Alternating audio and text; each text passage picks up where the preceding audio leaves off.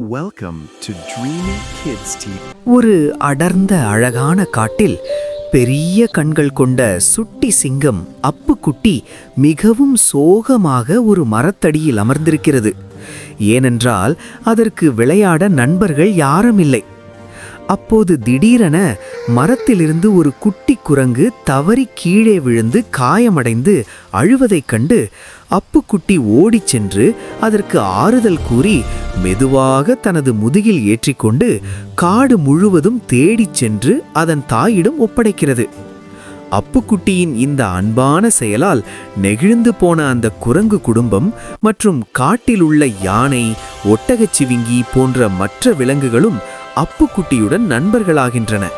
இறுதியில் அனைவரும் ஒன்றிணைந்து மகிழ்ச்சியுடன் காட்டில் விளையாடுவதுடன் உதவி செய்யும் குணமே உண்மையான நட்பை உருவாக்கும் என்ற கருத்தோடு கதை நிறைவடைகிறது.